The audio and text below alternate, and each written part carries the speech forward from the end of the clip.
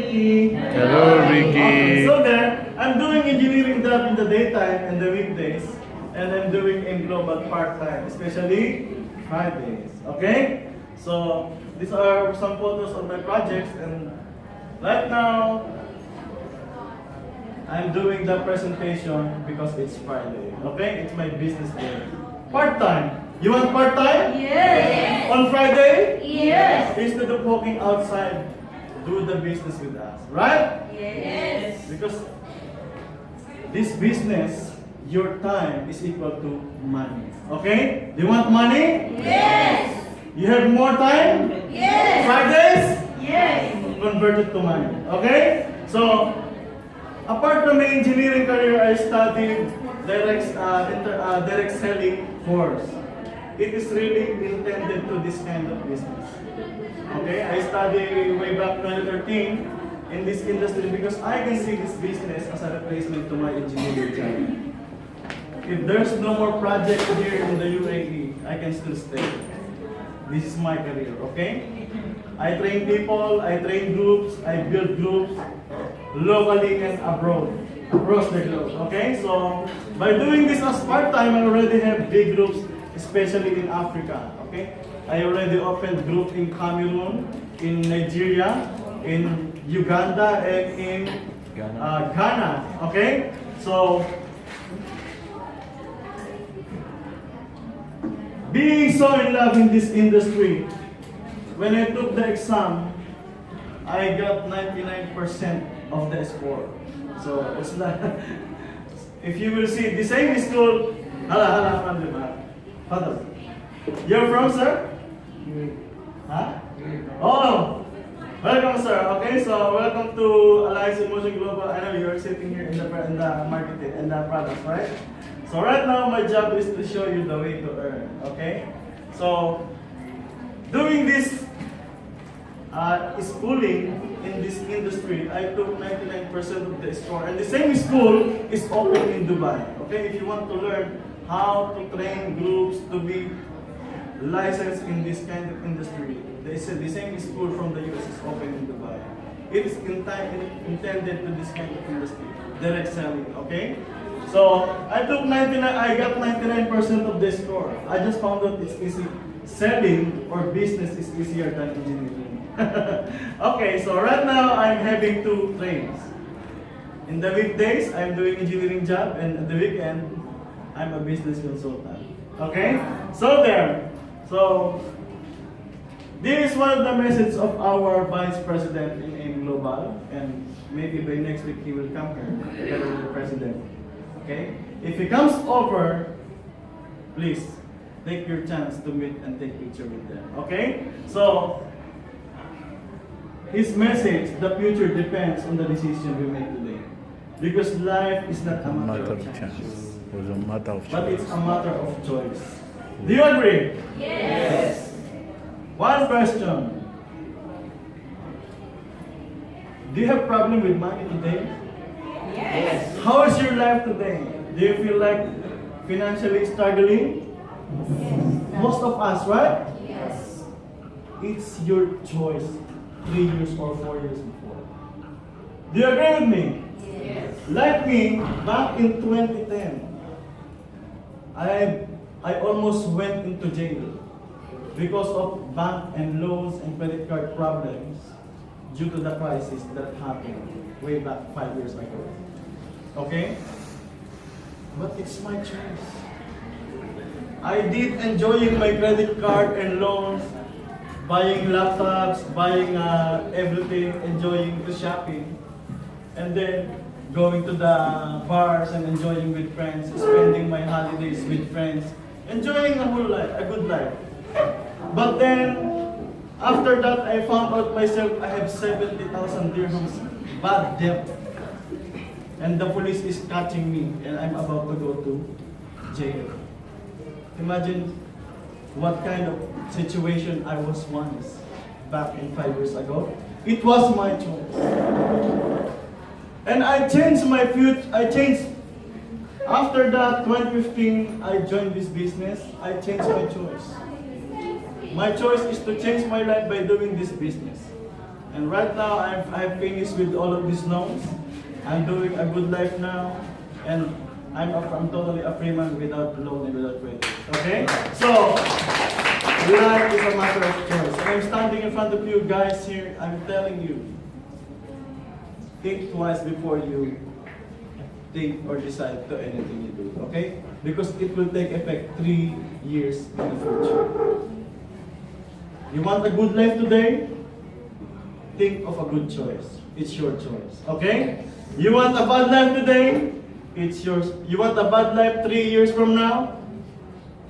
Do something without thinking it carefully. And believe me, after 3 years, you will be into something bad. And because of, it's your choice. Right? Yes. Right? Life is a matter of choice. And good news, in Aimglobal, you have a good choice. Are you ready? Yes. We are going to teach you the right formula to success. Okay? Everybody say, this is the right direction to achieve your dreams. Everybody say diligence. Diligence. Do you know the meaning of diligence? Diligence means doing a thing harder than normal. If you work 8 hours and you work up, the normal time is working 8 hours, right? You want to extend for 2 hours without payment from your boss. I do that, and that's what we call diligence. Why I have to extend? Because if I extend 2 more hours, I will finish the design. Instead of ending it into 8 hours, and tomorrow I have to start over again. Right? So we call it diligence. In anything you do, do it normally. That's the normal job. Extend for a love. Extend for a few hours because it's your passion, it's your love to what you're doing. We call it diligence. And perseverance. Everybody say perseverance. Perseverance. So, you know the meaning? Yes. Yeah, perseverance. Okay? Perseverance. Perseverance means to persevere or push through. Okay? Do it more. You know the task is Keep on hard, trying. but you're still pushing it through. We call it perseverance. Other people tend to quit if they feel it hard. But if you have this perseverance, you will be in a success path. Okay? So everybody say diligence and perseverance. Diligence and perseverance. In Tagalog, sipag at tiyaga. Okay? So it's in our language, sipag at tiyaga. Okay? So this is what we call the formula to success. Like who? Fishermen. Are they diligent? Of course. They wake up as early as 2 a.m. like my brothers in the Philippines, my neighbors and my cousins. As early as 2 a.m. they go to the middle of the sea. It's very dark. And they will reach the shore with fish to give food to their family. And sometimes there's no fish. They will go back to the shore like 9 a.m. with fresh catch. And these are the fishermen. Farmers are the same. I own a farm in the Philippines and I have my tenant. As early as 5 a.m. he's in the middle of my farm, cleaning everything, checking the farm. So there. And at the end, we will have the harvest. Okay? And of course, construction laborer, as many as everybody know here in the UAE, because of we live engineering job here. So these are the laborers. And then of course, like us, employees. Right? We can say all of us are doing the same. What we believe to become successful is to have these characteristics. Perseverance and diligence, right? But folks, I want to tell you that to become successful in life, you have to change what we have believed. Okay? Why? Have you ever met a farmer in your place who became millionaire of doing his farming like 10 to 20 years? No. My uncle, he died with diabetes taking care of his farm. Was he diligent? Yes. Was he has the characteristics of perseverance? Of course. But he died poor, and now I have to send money to his loved ones because of my responsibility. Or I felt a bit of sharing the responsibility. Something like that. And any of us, especially employee, my friend, he also got diabetes and now he's back in the Philippines. Right now, he is in the stage 2 cancer, diabetes, and to the extent that I'm sending him global products to relieve his pain. But was he diligent before? Was he doing his job with perseverance before? Of course. What happened to him? With all his strength, doing the work as an employee, he became sick. Right? Sometimes, to have the life success in the to get the success in life, you should know where you are in. You should be at the right place and at the right time. Okay? So how is it? Here in Aimglobal, you will do the same, but you will not do hard work. Okay? Here in Aimglobal, you will do diligence and perseverance. And this is the right direction. This is the right success formula. How is it? Okay, first is, I want you to follow these 4 strategies. In order to become successful in life, you should be your own boss. It's good that you are doing your job now. But let us not stay 40 years as employee. Yes. As Robert Kiyosaki, he said, from age Nothing with. 22 to 30, you should be doing your employment and save as much as you can. At the age of 30 to 40, be your own boss. You should have your own business already. And then at the age of 40 to 50, you should have trained people below you to do the same strategy. And at the age of 60, you retire, you enjoy life. Okay? So there, be your own boss. Oh. Who among you are staying here for like 5 years now? In the UAE, 5 years. Very few. 10 years. Okay? So, what about 1 to 4 years? What about the others? Are you staying here for 20 years? How about you, sir? Okay, so 20 years? It's good, but are you still working or you have your business? Oh, see? Congratulations, sir. Because you're already in the position of business. Compared to us, still we are working it. Where's savings? Tell me. You have savings here now? No. 1,000 dirhams at No. least on your pocket. You see? Start thinking now, okay? Like, what's your name, sir? Amir. Sharafna. Ano, Mr. Nura? Okay, so there, like Mr. Amir, he is already in the business. And let us be like him, okay? Having his own business. Be your own boss, okay? Next is, you should learn the right skills.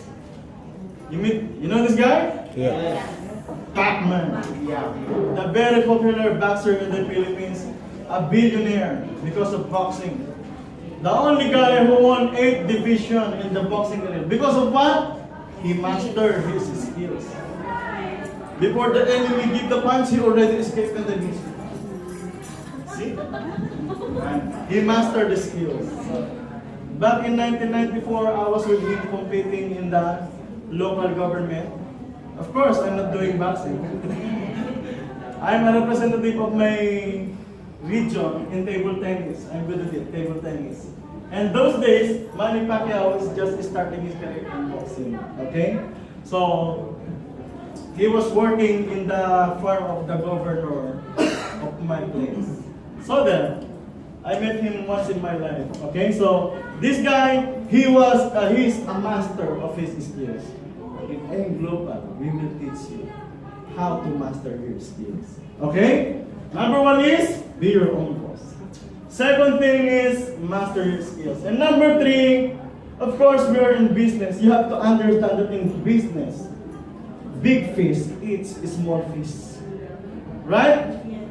Competition. We call it competition. Condition. In the 2004, 2003, 2002, I was managing a computer shop in front of my university. Okay? I was studying then, and I was a manager of one cyber cafe, computer shop. My computer shop, on the first year, I had good business. My clients are keep coming, doing the internet, and then printing and everything. On the next year, I just noticed my income is just half. Why? Beside my computer shop or cyber cafe, two came out. Bigger than I have. You see? So, I told to my boss, our neighbors, he is giving the internet fee half of the price. Why? I don't know, boss. We just found out he is not renting the place. He owns the place. That's why he can lower the price of rent of cyber cafe. Can I blame him? Of course no. After that year, my computer shop was closed. What happened? Competition. Everybody say, competition. You need to strategize, okay? Competition will kill your business. Because competition, the bigger the enemy is, the bigger the opponent is. Like this piece, you see? One hit only, just one buyer. So competition is the hardest thing in the business. But in our business, it is a very big company. Okay? I am sure you have heard in our product presentation, right? We are the #1 MLM company from 2014 to right now. And in Dubai, we are in partner with the Macron family. Do you think they need money? I don't think so. Why did they join in partnership with us? Because of our wonderful products. Okay? Because I believe if you have good products, you have good business, right? Yes. Yes. If you have a ball pen with magic, I'm sure it will be a good business, right? Yes. A ball pen that never ends its ink, right? So competition is the #3 that you have to understand in the business. And #4 is leverage, okay? I want you to say leverage. Leverage. I don't hear you. Leverage. Leverage. Okay, so leverage, it is the ability to multiply your time and effort through others. So how is it?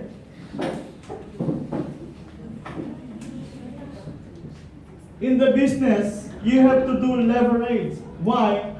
Because if you will keep doing a business by yourself alone, over time, competition will kill your business. So you should be able to strategize by using leverage. Okay, so how is it? I want you to meet Mr. Henry C. You know him? Yes. Yes. So very few, but in the Philippines, he was popular. In fact, he is one of the billionaires around the globe. Okay? He was a Chinese Filipino man who migrated from China to Philippines way back 1960. It's a post-war period. We just finished the American-Japanese war in the Philippines. So he migrated from China to Philippines. So he started as shoe cleaner. Example, this is my shoe. I will go to Mr. Henry C, clean my shoes. I give you 5 dirhams. Like that. And then, after a year, from earning money from cleaning the shoe, he already has display of 2 shoes. Now he's not only cleaning, he's also selling 2 shoes. And then it became 4, and then it became 20, and then he put up a small store. He named it Shoe Mart. Before it's Shoe Mart. SM. Why? Because he has 20 shoes in one small store. Okay? So there, Right now, Mr. Henry C., because of leverage, he owned already 48 big malls all over Asia and in the Philippines. Imagine, from Sumart, it became super malls, right? See, he has his total net worth of $15.8 billion. Okay? How did he do? What he owns? Okay, he owns super malls. These are real property estates, and he owns a beer company in the Philippines, a university, plus 3 banks with 740 branches around Asia. Okay.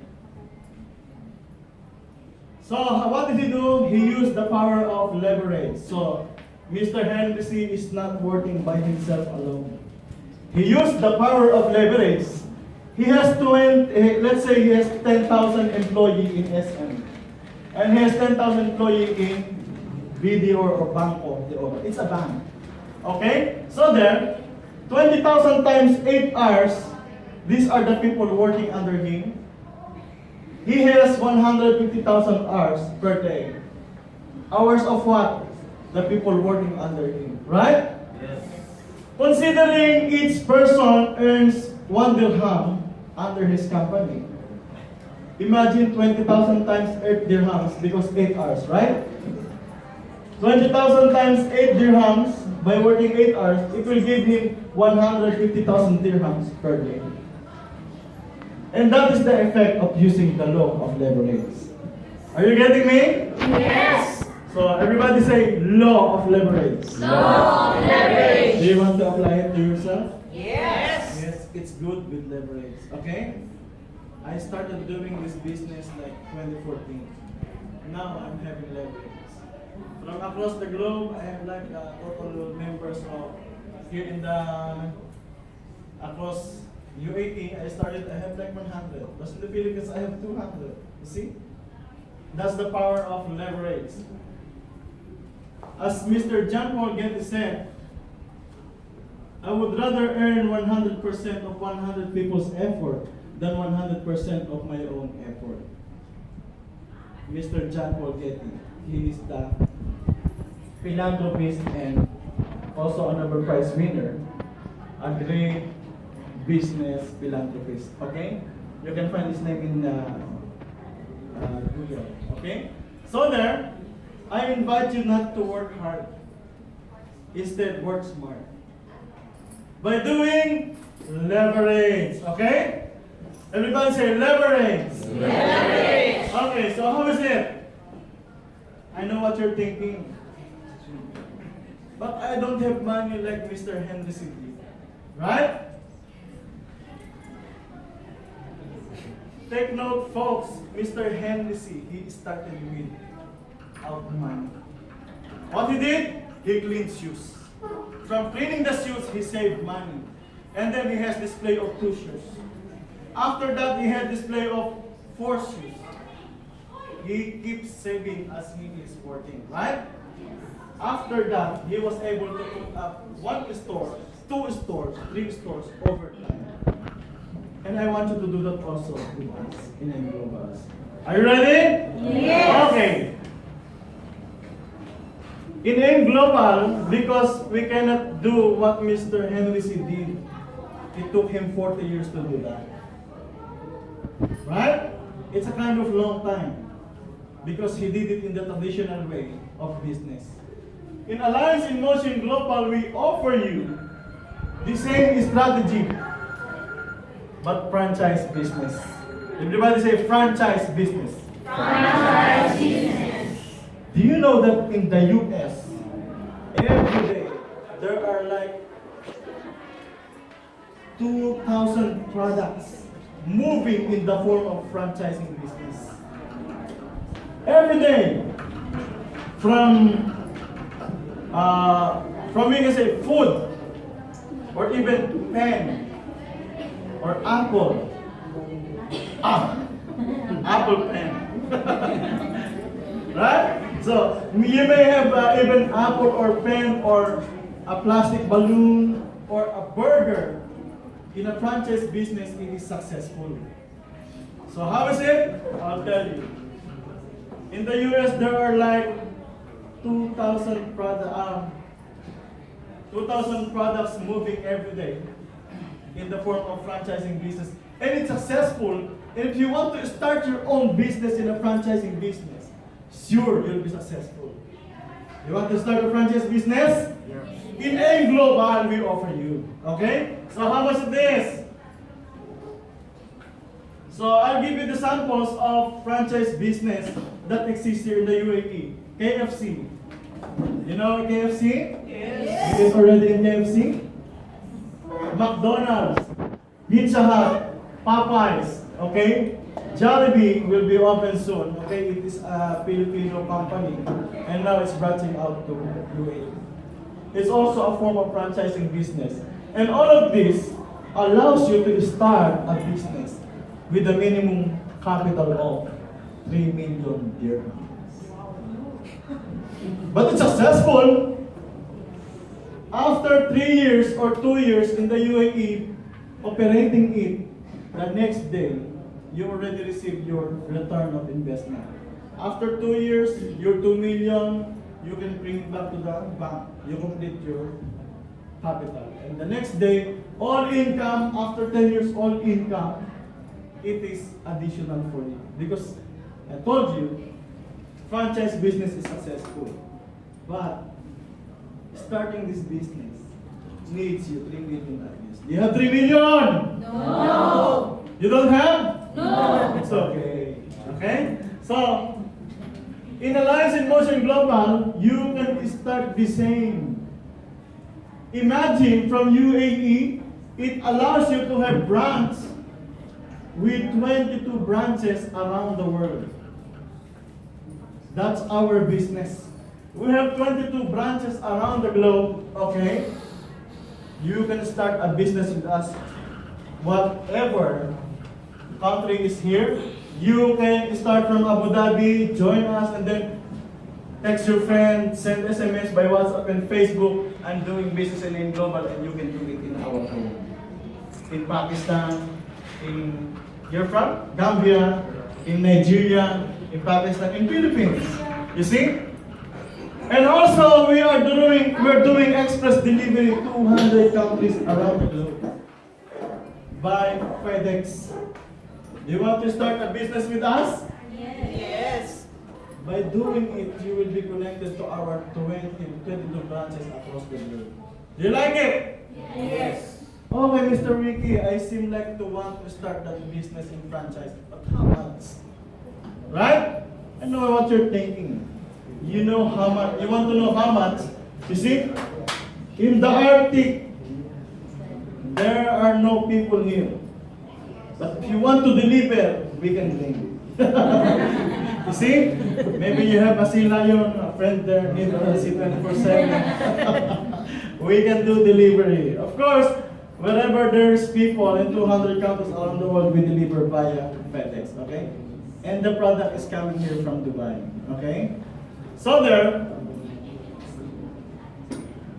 like Mr. Henry C. did, he used the power of leverage, and we will do the same. So this is you, the people across the globe you are going to invite in this business. Are you ready? Yes. I don't hear you. Are you ready? Yes. Okay, so like Mr. Henry C. did, we will use the same principle of the power of leverage. What he did, copy, paste, halas. It's good? Yes. Or very good? Very good. You see, copy, paste. Okay? This will be you, and the question is, how much is the franchising business in Alliance in Motion Global? Everybody say, how much? How much? I know you don't want to ask me. But, of course, do you have the idea? Doing a normal franchising business, it will cost you, how much I told you? 3 million. 3 million. Normal franchising business, KFC, McDonald's, everything you see in the mall, it is not the only branch in the UAE. It is scattered across the globe. By the power of franchise. Okay? So, how much you have to start in a global franchising business, and you can do our business and operate in 200 countries across the globe, and you can also connect to our 22 branches across the globe. 1,250. It's big or very big? Very big. Very big. What's your name, sir? Huh? Robert. If I will give you 1,250, and where is your country? Uganda. I'll give you 1,250 dirhams if you go back to Uganda. Can you do a business with 1,250 dirhams with 22 branches across the globe? It's very small, right? Yes. This is the franchising business that we offer you. 1,250 dirhams. A business that you can start without quitting your job. I do this only on Facebook and WhatsApp Fridays. Thursday night when I'm just relaxed. Power! Yeah! Okay? So, when you want to start a business with us, all you need to do is to buy our packages, A, B, C, D, okay? And the package is available to the counter, the combination that you want to choose, okay? So, with a product of 1,250, you are receiving average of 1,543 dirhams. It's good or very good? We have the biggest package, the same price, but 1,700 dirhams products you will receive, according to your combination of your choice. Do you like it? Yes. Did we cheat you? Of course no.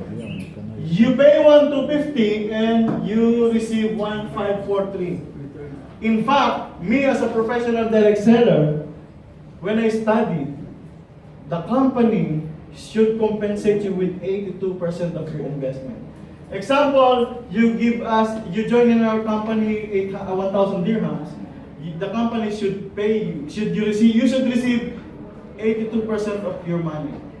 That means you should receive 820 dirhams only. What happened to the 18%? It's part of the operation of the company, and that's normal. But in our company, you join with 1,250 and you are receiving more without losses. It's a value for money, right? Yes. This is what we offer you. Choose A, B, C, D package and you can start the business with us. You can enjoy our 6 ways to earn in the business. Okay? Are you ready to know our business? Yes. Now we're starting. I want you to stay with me for a little more than 2 hours. It's okay? Of course, I'll make it fast for you. Okay.